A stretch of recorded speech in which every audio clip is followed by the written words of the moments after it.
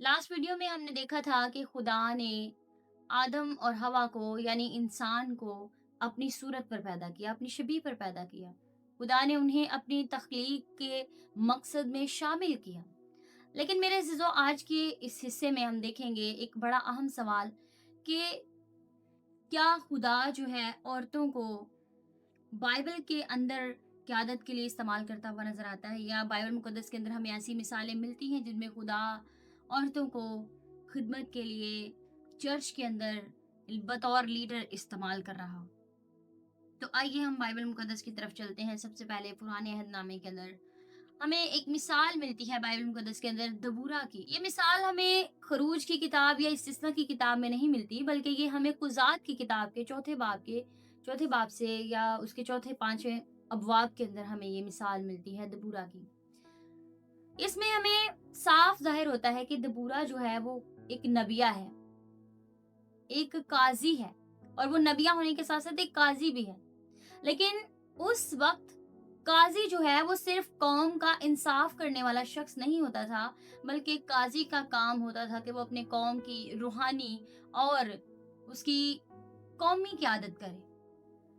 हर लिहाज से अपनी कौम की जो है वो रहनुमाई करे, उनकी देखभाल करे और उनके साथ रहे। खुदा की आवाज़ उन तक पहुँचाए और उनकी आवाज़ खुदा तक पहुँचाए। ये काम किया जाता था क़यादत करने वाले शख़्स के वसीले से। तो दबूरा जो है वो एक खातून है, एक औरत है, और वो एक नबिया है और खुदा की हुज़ूरी में वो चुनी हुई है।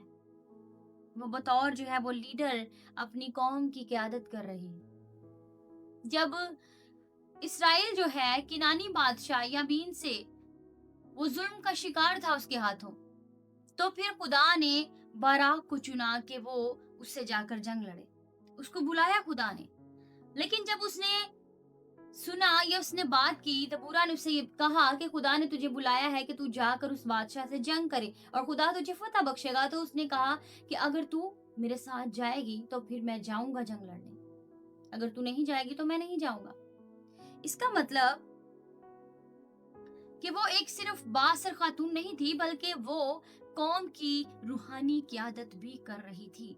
खुदा ने उसे चुना था कि वो अपनी कौम की रहनुमाई करे। मेरे अज़ीज़ों, इस मिसाल से ये वाज़ेह होता है कि खुदा जो है वो बाज़-औक़ात औरतों को बतौर लीडर क़यादत के लिए इस्तेमाल करता है, और इस बात को झुटलाना हमारे लिए बाइबल मुक़द्दस की इस बात को झुटलाने के मुतरादिफ है। उसके बाद हमें बाइबल मुक़द्दस के अंदर पुराने अहदनामे के अंदर एक और मिसाल मिलती है खुल्दिया नबिया की। वो भी एक खुदा की खादमा थी, और जब पुराने अहदनामे के अंदर एक बादशाह को शरीयत की किताब मिली या एक शरीयत का जो हिस्सा है वो उसने दरियाफ्त किया, तो उन्हें वो समझ नहीं आ रहा था कि वो कैसे इसको जान पाए कि इसमें खुदा ने क्या कहा है, ये या खुदा की क्या बातें इसके अंदर दर्ज की गई हैं, खुदा क्या कहना चाहता है। तो उसने किसी पढ़े लिखे शख्स के पास भेजने की बजाय उसे नबिया के पास भेजा, हुल्दिया नबिया के पास, कि उसके पास लेकर जाओ, वो हमें बताएगी कि इसके अंदर क्या लिखा है और खुदा की क्या बातें हमारे लिए इसमें कही गई हैं। और यहाँ तक कि जब वो उसके पास लेकर गए तो उसने खुदा की कलाम की सारी बातें उनको पढ़कर सुनाई, उन्हें बताया कि खुदा क्या कहता है, खुदा क्या चाहता है और तुम क्या करो। तो मेरे अजीजों, उन्होंने उसकी बात को माना और खुदा के कलाम पर अमल किया। उसकी खिदमत को, उसकी नबूवत को उन्होंने संजीदा लिया। ये वाकया जाहिर करता है कि खुदा ने औरतों को खामोश रहने के लिए नहीं, बल्कि खुदा के कलाम का ऐलान करने के लिए, उसकी बुनियादी करने के लिए भी इस्तेमाल की। फिर हम नए अहदनामे के अंदर चले जाते हैं। नए अहदनामे के अंदर हमें एक मिसाल मिलती है। रोमियो के खत के 16वें बाब के अंदर एक खातून का जिक्र मिलता है जिसका नाम है फीबे, और पौलुस रसूल उसको खुदा की खादमा कहकर मुतारिफ करवाते हैं। पौलुस रसूल ने कहा कि खुदा की खादमा है, और वो रोमियो की कलीसिया से इल्तमास करते हैं कि आप इनका एहतराम करना, इनकी इनकी रिस्पेक्ट करना, इनको इज्जत देना और इनकी हर एक जरूरत को पूरा करना। और कुछ मुफस्सरीन का तो ये कहना है कि रोमियो की कलीसिया तक जो पौलुस रसूल का खत है वो फीबे ही लेकर गई थी। तो इसका मतलब ये जाहिर होता है کہ وہ نہ صرف ایک پیغام رساں تھی بلکہ وہ پولس رسول کی یقین کا، اعتماد کا حصہ تھی۔ پولس رسول اس پر اعتماد کر رہے ہیں، اس پر یقین کر رہے ہیں کہ وہ خدا کے کلام کو جو ہے وہ صحیح سلامت اس کلیسیا تک جس تک وہ پہنچانا چاہتا تھا پہنچائے گی۔ پھر نئے عہد نامے کے اندر ہمیں ایک اور خاتون کا ذکر ملتا ہے، پرسکلا اور اکولا کا۔ پرسکلا اور اکولا جو ہے یہ خدا کے ایک خادم کی، جو اپنے آپ کو خدا کا خادم کہتا تھا، پلوس، وہ بڑا پڑھا لکھا شخص تھا، اس کے پاس بہت علم تھا، لیکن وہ خدا کی صحیح تعلیم نہیں دے رہا تھا، یسوع مسیح کی صحیح تعلیم نہیں دے رہا تھا۔ اسے پتا نہیں تھا صحیح منادی کیسے کی جاتی ہے اور کیا ہے۔ انہوں نے اس کی رہنمائی کی اور اسے خدا کے کلام کی سچائی بتائی اور اسے صحیح راستے پر لے کر آئے اور اسے بتایا کہ حقیقت کیا ہے۔ اس کا مطلب کہ خدا جو ہے وہ عورتوں کو کھلے عام کلام کی تعلیم دینے کے لیے، اس کی رسائی کے لیے بھی استعمال کرتا ہے۔ اس کا مطلب پرسکلا جو ہے وہ صرف خدمت کا حصہ نہیں تھی، خدمت میں ہی شامل نہیں تھی، بلکہ وہ خدا کے کلام کی تعلیم دینے کا کردار بھی ادا کرتی ہے۔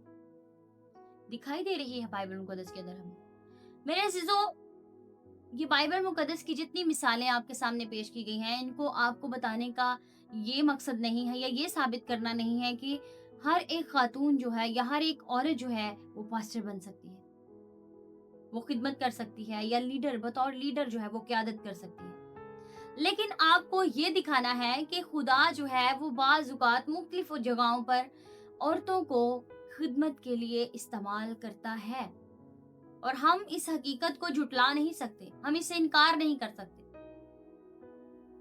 اور ہمیں یہ بھی یاد رکھنا چاہیے کہ روح القدس جو ہے وہ کسی ایک کو نہیں ملتا، وہ جنس کو جو ہے وہ بنیاد بنا کر نہیں دیا جاتا، بلکہ روح القدس جو ہے پہلے کرنتھیوں کے خط کے 12ویں باب کے مطابق روح القدس ہر ایک ایماندار کو ملتا ہے، اور وہ جسے چاہے وہ دیتا ہے، جون سی نعمت چاہے وہ دیتا ہے۔ اگر عورتوں کو خدا تعلیم کی نعمت دیتا ہے، نبوت کی دیتا ہے، حوصلہ افزائی کی دیتا ہے، منادی کی کرتا ہے، تو اس لیے کلیسیا کو چاہیے کہ وہ اس کو مد نظر رکھتے ہوئے جو عطیہ اس کو خدا کی طرف سے ملا ہے اس کو پرکھیں، اس کو جانچیں، نہ کہ اس کو صرف سننے سے پہلے ہی رد کر دیں کہ یہ ایک عورت ہے۔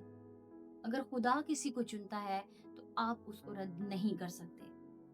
خدا کی مرضی ہے، خدا اسے کیسے، کب اور کہاں استعمال کرے گا۔ صرف آپ کو خدا کے کلام کے اکارڈنگ اسے جانچنا اور پرکھنا ہے۔ تو میرے عزیزو، جب ہم یہ سیکھ رہے ہیں کہ خدا جو ہے عورتوں کو مختلف طریقوں پر یا مختلف جگہوں پر اپنے کلام کی خدمت کے لیے مختلف اوقات پر استعمال کرتا ہے، تو اس کے ساتھ ساتھ ہمیں بائبل مقدس کے اندر ایک بڑا اہم سوال بھی ملتا ہے، اور وہ سوال یہ پیدا ہوتا ہے کہ جب خدا نے عورتوں کو استعمال کیا بائبل مقدس کے اندر اپنے کلام کے لیے، قیادت کے لیے، تعلیم کے لیے، تو پھر پولس رسول نے پہلے تیموتھیوس کے خط کے 2 باب کی 12ویں آیت میں یہ کیوں کہا کہ عورت جو ہے وہ خاموش رہے اور مرد پر اختیار نہ چلائے؟ کیا یہ آیت جو ہے ہر وقت، ہر جگہ اور ہر ثقافت کے لیے ہے، یا پھر یہ خاص افسس کے لیے تھی، یا اس وقت جو کوئی مسئلہ وہاں پر تھا اس کے لیے یہ آیت تھی؟ تو میرے عزیزو، اس سوال کو جاننے کے لیے اس کا جواب میں آپ کو اگلی ویڈیو میں دوں گی، اس لیے آپ ہمارے ساتھ بنے رہیے اور اگلی ویڈیو تک اپنا خیال رکھیے، اور ہماری اس ویڈیو کو بہت سارے لوگوں کے ساتھ شیئر کیجیے تاکہ اور مزید بہن بھائی ہماری آنے والی ویڈیوز کو دیکھ سکیں اور برکت پا سکیں۔ تب تک کے لیے خداوند آپ کو برکت دے۔ God bless you.